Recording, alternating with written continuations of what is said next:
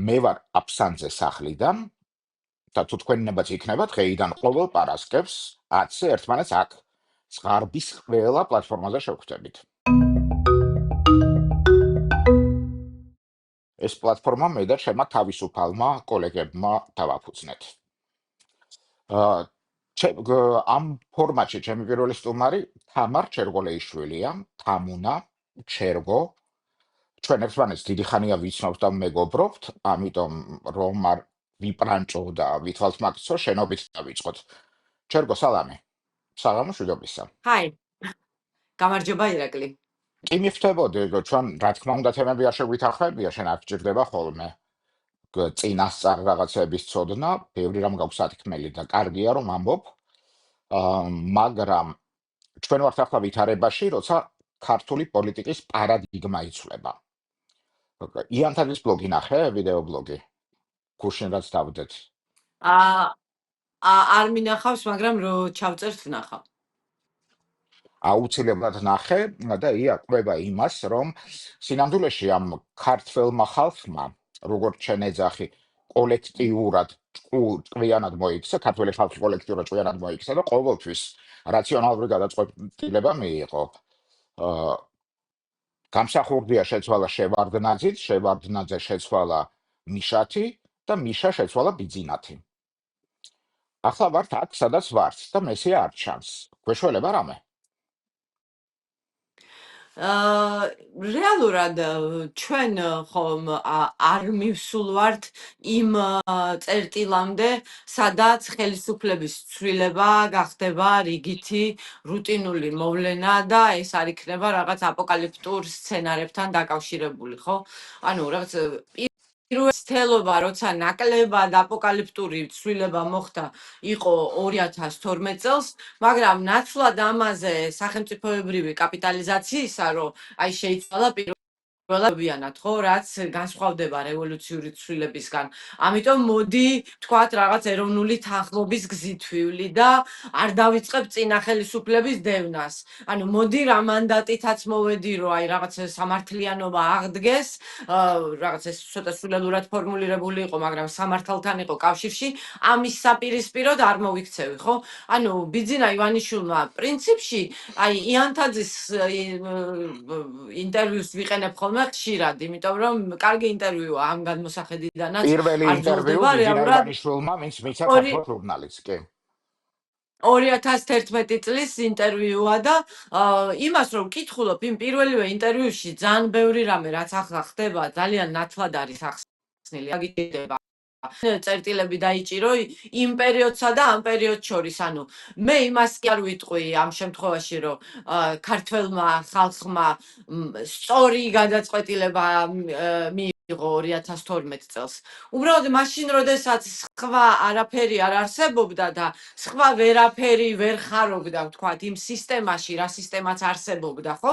ანუ ვინც შეძლო, იმან შეძლო და რაციონალური ანუ სწორი და რაციონალური ყოველთვის ერთი და იგივე არ არის ხოლმე. იმ მომენტისთვის ის რაციონალური გადაწყვეტილება იყო.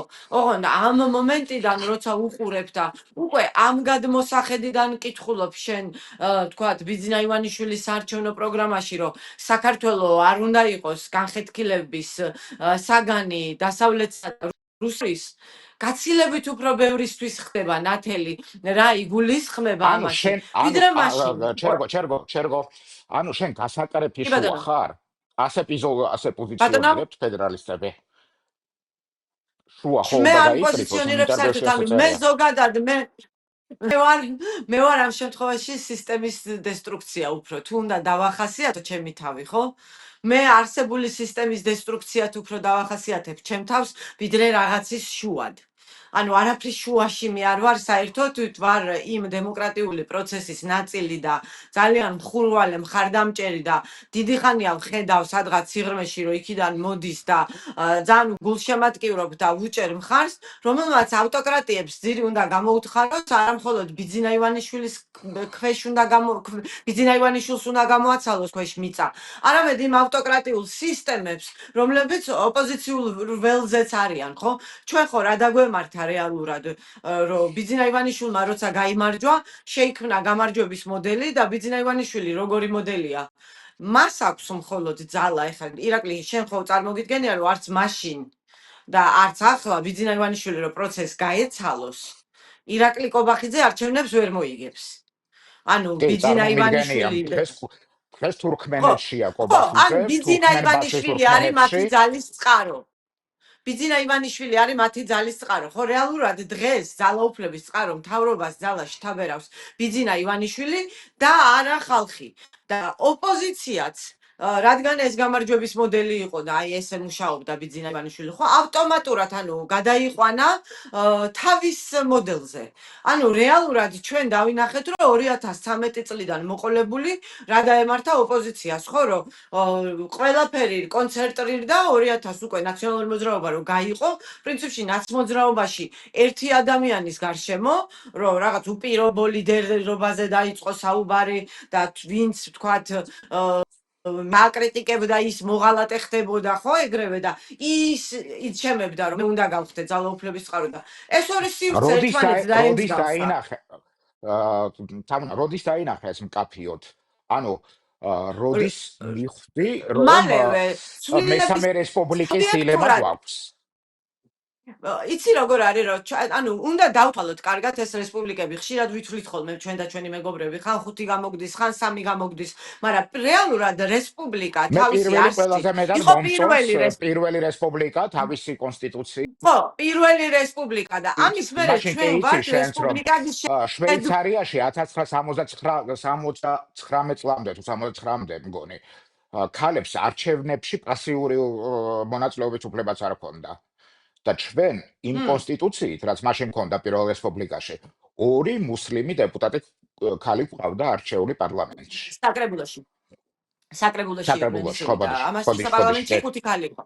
ხო, პირველი რესპუბლიკა, რომელიც დაფუძნდა, აი ჩვენი დამფუძნებელი მამების, თერგდალეულების, მათ იდეებზე და ამ იდეათა შორის ჭიდილზე, რაც მაშინ იყო და ეს ყველაფერი იყო ძალიან ევროპული და ძალიან დასავლური, ხო, ეს იოლად მოწმდება და ყველას შეუძლია რომ ნახოს და ამის მერე უკვე რესპუბლიკის დაფუძნების მცდელობაში ვარ და მე თვითონ აი ამას, აი გასულ 34 წელს ვხედავ ტალღებად. იმიტომ რომ ჯერ იყო ეს თავისუფლების ტალღა, რამაც თქვათ აი რეფერენდუმზე გაგვიყვანა და 99-მა მთელმა 1%-მა დაუჭირა მხარი საქართველოს დამოუკიდებლობას, ხო? და აფხაზეთში ჩატარდა რეფერენდუმი და იქაც სრული აბსოლუტური უმრავლესობის დამოუკიდებლობას მხარს უჭერდა. სრულიად დემოკრატიული რა კომუნისტებს ხო არ ქონდათ ინტერესი რომ გაიკონტროლებინათ ხო ანუ სრულიად თავისუფალი რეფერენდუმი იყო ეს და ესეთი რაღაცა მოხდა რომ ეს ის იყო რა ქვია თქვათ ეს და ამ ტალღას მე მოყვა რეაქცია პირდაპირ ანუ ეს აფხაზეთის ომი, თბილისის ომი, ცხინვალის რეგიონის ომი ხო ანუ ეგრევე თავისუფლების პირველ ტალღას მოყვა ეგრევე რეაქცია ამ ომების შიდა ომების სახით რომელშიც თავიდან ფეხებამდე იყო ჩართული რუსული სპეცსამსახურები, რუსული რეგულარული არმია. ეს ყველაფერი იქიდან იმართებოდა და პირველი შეკავება, რომ საქართველოს დამოუკიდებელი არ უნდა გახდეს, მოხდა მაშინვე. რუსეთმა დაიკავა აფხაზეთი და ცხინვალის რეგიონი და ერთგვარად მდევლად შენ შეგიყვანა დსთ-ში, იქ დაგინიშნა ძალოვნები და შეუმდგარ სახელმწიფოდ გაქცია, ხო?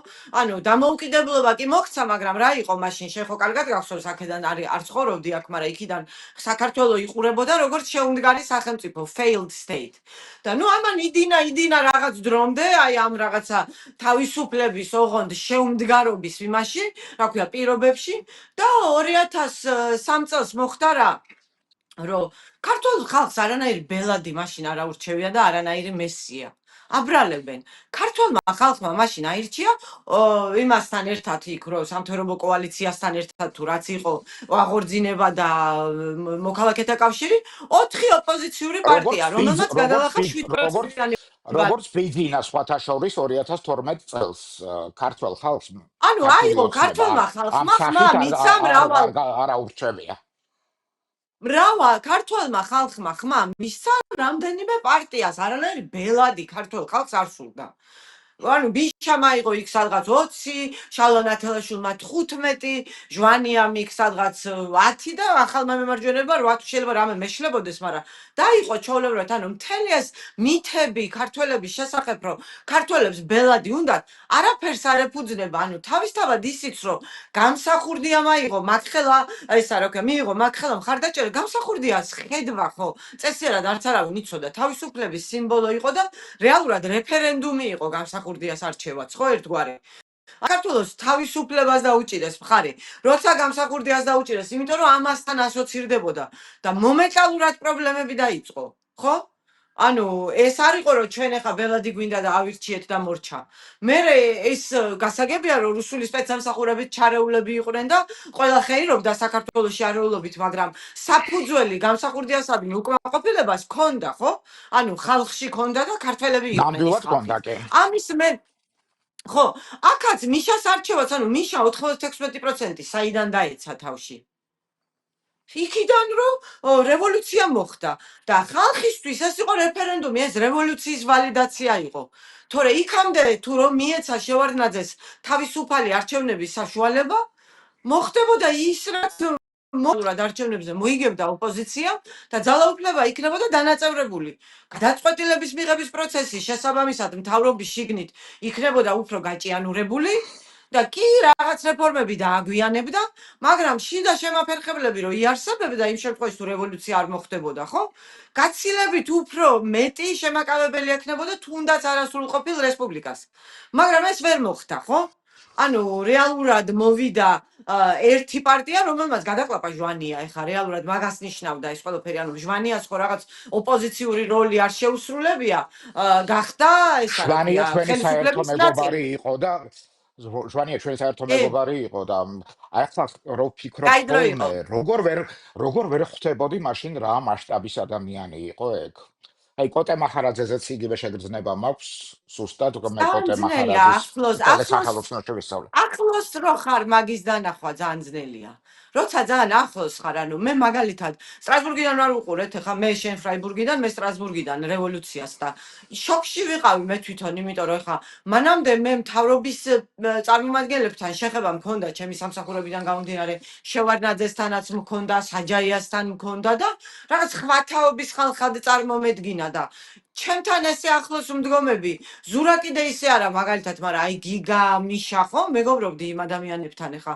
ხო გახსოვს და უცებ ეხა რომ ამხელა რაღაცა ხდებოდა რომ სტრასბურგში და TF-ანი და TF-დ და CNN და მაგას გადმოსცემს და იქ ეპიცენტრში უცებ მე ჩვენი მარიან CNN-ზე ვუყურებდი კი ამისი აღქმა ფრაიბურგიდან.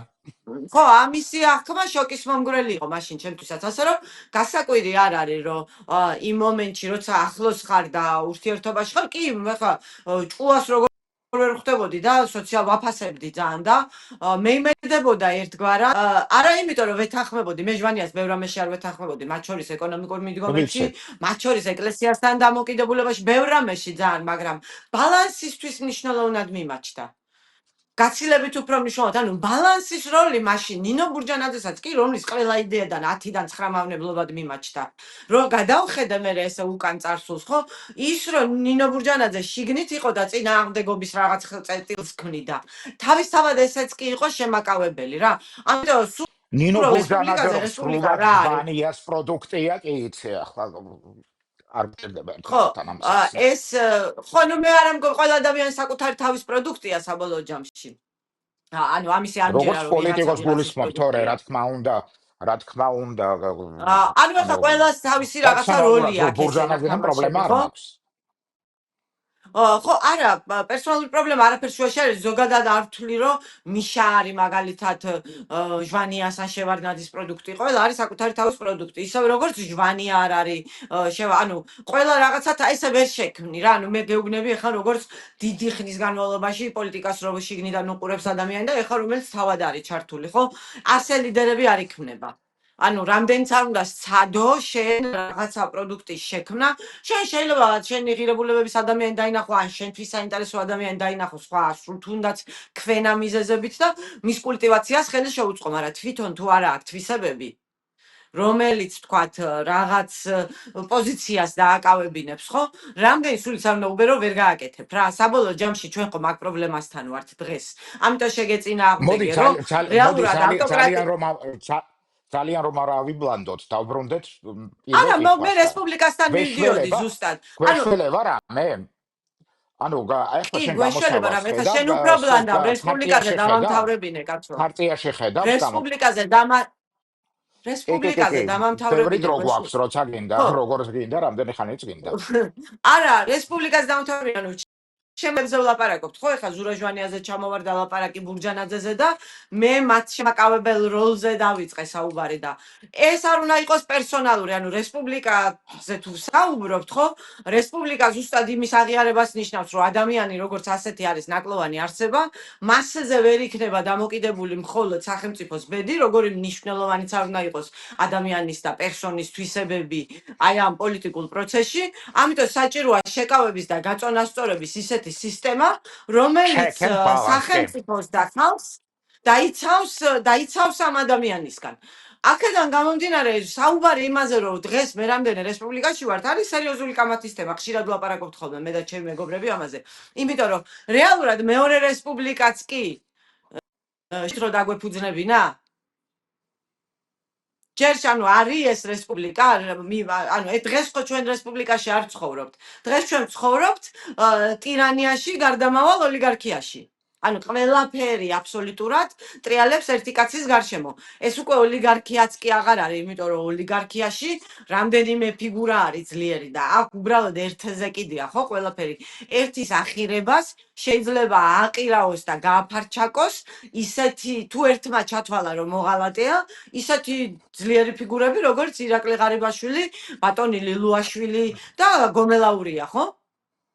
ანუ რეალურად ქვეყანა ერთი კაცის გარშემო ტრიალებს და ეს რესპუბლიკა კი არ არის, ეს არის მაგაზე თანხმდებით, ჩვენ გვაქვს ახლა ძალიან და ეგზოტიკური საბოლოო ვითარება. ჯამში მე რამდენი რესპუბლიკაში ვართ, ამაზე შეგვიძლია რომ დისკუსია გავხსნათ, იმიტომ რომ არც საბოლოო ჯამში არც მეორე ყოფილა რესპუბლიკა სრულყოფილი, არც მესამე და ჩვენ ახლა გვაქვს დასაფუძნებელი, როდესაც რეჟიმს შევცვლით და მე მგონია რომ ის ძალები გაიმარჯვებენ, ანუ იმ ძალებს აქვთ გამარჯვების შანსი, რომლებიც ამ რესპუბლიკის იდეას ნათლად ხედავენ, აფასებენ და შესაბამისი ხედვა აქვს. ანუ ავტოკრატია ბიძინას ვერ დაამარცხებს. ჩვენ ახლა ვართ ბევრი მხრივ როგორ თქვა, ეგზოტიკურ ვითარებაში. ყავს ბიძინა ივანიშვილი, ექსცენტრიკული მილიარდერი, შლეგი, რომელიც შეთქმულების თეორიებით არის შეპყრობილი თან. და ახლა უნდა გადავიდეთ პარადიგმაზე, პოლიტიკურ პარადიგმაზე, როცა მესი არ გამოჩნდება. ანუ რაზე წეგან ვილაპარაკეთ, ვინ შეცვალა თან. არც არავინ ითხოვს მესიას. ახლა ეგეთი არ გვყავს. სალომე ზურაბიშვილის ქარტია არის გამოსავალი? ეგ არის, რასაც გვთავაზობთ ფედერალისტები? არ გამოსავალი როგორ შეიძლება რომ ქარტია იყოს? გამოსავალი არის ერთადერთი რამე. გამოსავალი არის ის რომ რეჟიმის ცვლილება. რეჟიმის ცვლილება არის გამოსავალი და რეჟიმის ცვლილების შემდეგ რესპუბლიკის დაფუძნება, ოღონდ რეჟიმის ცვლილებამდე უნდა მიხვიდე, ხო? რა მიგიყვანს ცვლილებამდე? რეჟიმის ცვლილებამდე მიგიყვანს ერთი მხრივ აქცია, ანუ პროტესტი, ქუჩა, იმიტომ რომ ერთადერთი გზა, სადაც შენ შეგიძლია რაღაც ცვლილებას მიაღწიო, არის ზუსტად ქუჩა. მეორე არის დასავლეთი და მას თავისი როლი აქვს, მაგრამ მესამე და ჩემი აზრით ყველაზე მნიშვნელოვანი ახლა ამ ეტაპზე უკვე არის დემოკრატიული ალტერნატივა. იმიტომ რომ ნათელი უნდა გახდეს და აი მხოლოდ ეს აკლია პროცესს, რომ არსებობს დემოკრატიული ალტერნატივა, რომელსაც შეუძლია სახელმწიფო ჩაიბაროს და აი რაღაცა ეს მიყენებული ზიანი აღმოფხვრას და დააბრუნოს ევროპული რესპუბლიკური განვითარების რელსებზე და შეუნარჩუნოს იდენტობა და დამოუკიდებლობა. და ამ დემოკრატიული ალტერნატივის ფორმირების პროცესში ვართ ახლა. ანუ გამოსავალი არის დემოკრატიული ალტერნატივა, რომელსაც ეყოფა ძალა რეჟიმის შეცვალოს და შემდეგ უკვე ის იდეები განახორციელოს, რაც პრეზიდენტის ქარტიაშია მინიმალურად და კიდევ უამრავი სხვა, რაც საჭიროა იმისთვის, რომ ჩვენ რეალურ რესპუბლიკად შევდგეთ. მე ასე ვხედავ ამ საკითხს შორიდან, არ ვარ პოლიტიკოსი, მაგრამ ვაკვირდები პოლიტიკურ პროცესს ძალიან ღრმად დიდი ხანია უკვე. ჩვენი ერთადერთი კოზირი მმ. ახლა ამ პოლიტიკური ალტერნატივის შესაქმნელად ხალი უნიკალური გამოცდილებით ფრანგი დიპლომატი და საქართველოს პრეზიდენტი და თუ კი რაიმე შანსი არსებობს რომ ეს რა ვიცი ნოეს ყიდობანი რაც ქართულ პოლიტიკურ კლასში ხდება სადმე უნდა შეიკრიბოს და ილაპარაკონ ერთმანეთთან არის ეგ სალომე ხო, ანუ თავისი ხასიათის გამო სალომეს გამოცდილებას გამოსავალია თუ გამოსავალია თუ პრობლემის ნაწილი სალომეს შენ როგორ უყურებ გამოცდილებას არ არის ამ შემთხვევაში საქმე. ანუ საქმე არის მანდატში. ანუ ის არის ბოლო ლეგიტიმური პრეზიდენტი, რომელიც დასავლეთისთვის და მათ შორის ქართველი ხალხისთვისაც პრეზიდენტობდა. მიუხედავად იმისა, რომ ქართულმა აჰა ოცნებამ იმპიჩმენტიც მოუწყო, ხო? ანუ ის არის აჰა ბოლო დემოკრატიის ბოლო რაღაც ვთქვათ ინსტიტუტი, რომელიც ქართულ ოცნებას და იმისა, რომ უშუალოდ მის არჩევნებშიც უამრავი დარღვევა მოხდა. ეხლა ჩვენ საქმე გვიჭირავს, ანუ ერთია რომ ჩვენს მაგივრად აქ ადგილზე ალტერნატივას ჩვენ თუ არ შექმნით, ჩვენს მაგივრად ვერავინ ვერ შექმნის, მაგრამ ამასთან ჩვენ გვჭირდება წარმომადგენლობითი დემოკრატიების, ანუ დასავლური ქვეყნების დახმარება, მათ შორის წნეხითაც, ხო? ეხლა ყველაზე უკეთ პოზიციონირებული, რომ დასავლეთს პროტესტის და პოლიტიკური ძალების სახელით ესაუბროს, არის სალომე ზურაბიშვილი და მე ვუფასებ მას მცდელობას, რომ დღიდან ვთქვათ, აი ამ რაღაცა გარდატეხისა, როდესაც თვითონ დარწმუნდა, თორე ხა მე მაგის ადგილას იქამდე დავწმუნდებოდი, მაგრამ როდესაც თვითონ დარწმუნდა, რომ ამ კაცს მაგისეთისკენ აიღო, მას მერე თანმიმდევრული ნაბიჯებით გამოირჩევა და მართლაც ცდილობს, რომ ოპოზიციას თავი მოუყაროს. ეს არ ნიშნავს, რომ მას ყველაფერში ვეთანხმები ან არ ვეთანხმები, მაგრამ ის, რომ ის მართლა უნიკალურად არის პოზიციონირებული მისი მანდატიდან და მისი ბოლოს 2 წლის გადაწყვეტილებებიდან და პერსონალური არჩევანებიდან გამომდინარე, რომ ტრანზიციის პერიოდში, როდესაც ქუჩა, ანუ დემოკრატიული ალტერნატივა რეჟიმს იმამდე შეარყევს და ცვლილებებამდე მიიყვანს, ანუ ტრანზიციის პერიოდში სალომე ზურაბიშვილი ჩვენთვის დღემდე რჩება საუკეთესოდ პოზიციონირებულად იმისთვის, რომ ტრანზიციის პირობებში ქვეყანას უხელმძღვანელოს მანამდე, სანამ ქართველი ხალხი ახალ პოლიტიკურ სპექტრს აირჩევს და მთავრობა დამტკიცდება. ინტერვიუს ბოლოსკენ მხოლოდ ეგ პრობლემა გვაქვს, რომ შლეგი მილიარდერი გმართავს, ეს ჩვენი ლოკალური პრობლემაა, მაგრამ გარეთაც უამრავი ამბავი ხდება, ხო? აი ჰანინგტონისეული Clash of Civilization, რომელიც პირველად გამიუმთქვა, მაგრამ მე როგორც აი გლობალური დაპირისპირების ამბავი. და ტრამპი, ევროკავშირში ბევრი უკვე ფიქრობს, რომ ტრამპთან და ამერიკა ევროკავშირთან აღარ არის მათი ცივილიზაციათა აღარ არის ჯახი მათი არაფერ მოკავშირე შუაშია. და მომიყევი. ბატონო? მომიყევი, აბა რა არის შუაში? ის რაც დღეს ამერიკასა და ევროკავშირის შორის ხდება უხეში და მკვეთრად გამოხატული ფორმებით ახლა არ დაწყებულა, დაიწყო გაცილებით დიდი ხნის წინ და რეალურად ის პრობლემები, რაც არსებობს, ვთქვათ, და რაც გამოიწვია ევროპის სოციალისტურმა პოლიტიკამ და თავდაცვის ხარჯების შემცირებამ და ევროპის თავდაცვის უნარიანობის შემცირებამ, სადღაც რა მოხეთქავდა ეს გასაგები იყო ისედაც. ამიტომ კი, ბუნებრივია არ ისეთი როგორ ვთქვა, მოულოდნელობებით ახსავსე დროა, მაგრამ ასე ძალიან მე არ ვინერვიულებდი ევროპის და ამერიკის ურთიერთობაზე. ჩვენი სანერვიულო არის ის, რომ დღეს, როდესაც ვთქვათ, ამერიკის საგარეო პოლიტიკა ტრანზაქციული ხდება და ძალიან ტრანზაქციულია, ჩვენ ნაცვლად იმისა, რომ აი ამ ტრანზაქციების დროს მაგიდასთან ვიჯდეთ, მენიუში ვართ. და ამ მენიუში საით წავალთ და ვინ წაგვიღებს და როგორ წაგვიღებს, ან ჩვენ არ მონაწილეობთ. იმიტომ რომ ჩვენ იზოლირებულები ვართ დასავლეთიდან. ეს არის ჩვენი მთავარი პრობლემა და არა ის, რომ ანუ რაღაცა იქ უცებ ნატო არ ფართოვდება 15 წელია. მაგრამ ჩვენი ამოცანები ხო მაგით არ იცვლება.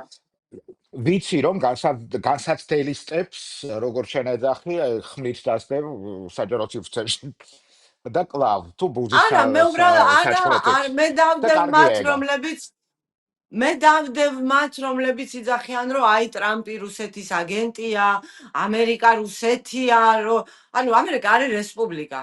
კიდევ ერთხელ, ანუ რესპუბლიკის არსი იმაშია, რომ ადამიანები ნაკლოვანი არსებები ვართ, ზოგიერთი ძალიან ნაკლოვანი, ზოგიერთი ნაკლებად ნაკლოვანი და სისტემა იმისთვის არის, იმისთვის არსებობს კონგრესი, იმისთვის არსებობს სასამართლო, იმისთვის არსებობს შეკავების და გაწონასწორების მექანიზმები, რომ ამ ყველაფერს ექვემდებარება და პარალელები რუსეთთან, როგორც არ უნდა გძულდეს პერსონალურად ამერიკის პრეზიდენტი ტრამპი, ხო? სრულიად არარელევანტურია. შენ მოგწონს, არ მოგწონს. ეხლა მე მაგალითად კრიტიკული ვარ ევროკავშირის რეგულაციების მიმართ და აქედანვე პირობას ვიძლევი, რომ მთავრობაში როცა მოვალ, თავს არ მოვიხვევ ესე არაფერს ბრმად ისეც, რაც არ გვაწყობს, ხო? და სუბსიდიარობის პრინციპს გამოვიყენებ და დავეყრდნობი ევროკავშირის შემთხვევაშიც. მაგრამ ჩვენთვის ერთადერთი გზა არის, რომ უსაფრთხოება შევინარჩუნოთ, ხო? ანუ ჩვენ 100%-იანი უსაფრთხოება სანამ ნატოში არ შევხვდით, ნატოშიც ვერ მოვიპოვებთ მაგას. მაგრამ იქამდე ხო რაზეა ლაპარაკი, ანუ შენ მარტო იქნები რუსეთის პირისპირ, რომელსაც საბჭოთა კავშირის წაღება აღდგენა და შენი სუვერენიტეტის წაღება უნდა, თუ გეყოლება მოკავშირეები, რომლებიც შეიძლება ჩვენთვის არასაკმარის, მაგრამ რაღაც ფასს მაინც დაუსვამენ პუტინს.